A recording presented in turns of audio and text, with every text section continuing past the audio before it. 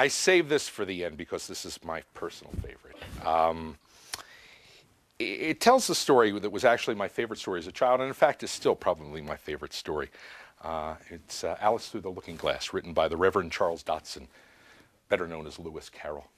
And it's a story of a precocious young 8-year-old girl named Alice who walks through a magical looking glass into a wonderful world of magic and wonder. And I'm going to illustrate some of my favorite passages of the story utilizing a pack of cards and a little mirror, a looking glass, one very similar to Alice,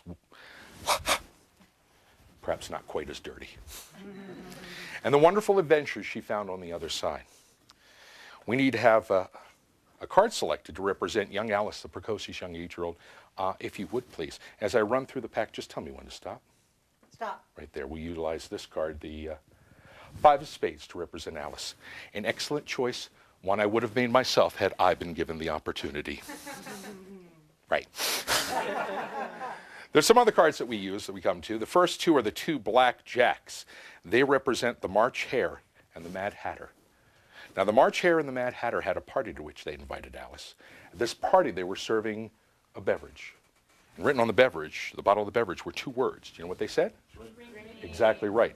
Strange thing happened when she drank the beverage, because she shrank to nearly 1/4 of her normal size.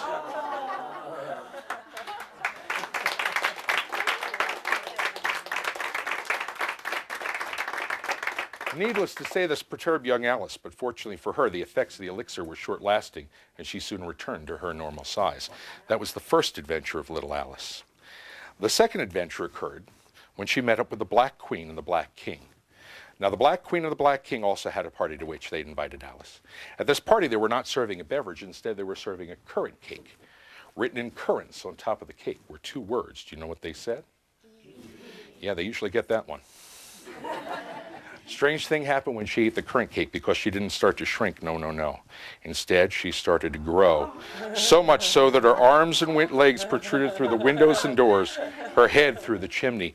Needless to say, this perturbed little Alice, but fortunately for her, the effects of the currant cake were also short-lasting, and she soon returned to her normal size.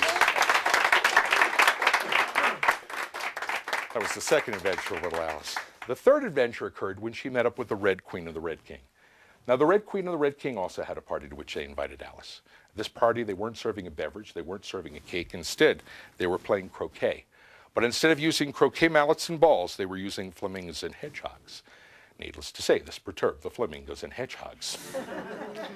Suddenly, the Queen ran around yelling, "Cut off her head, cut off her head." Well, fortunately for Alice, she was able to beat a hasty retreat from the scene of the party.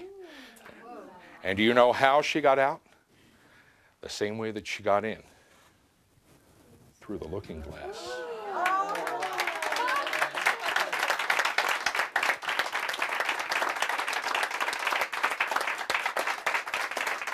Now, this is the story of a young girl's imagination, something we don't use as often as we should as we get older. Some people think you need a magic looking glass like this to get into that wonderful world of magic and imagination, but you don't. You can use any looking glass at all. In fact, any one of these will do.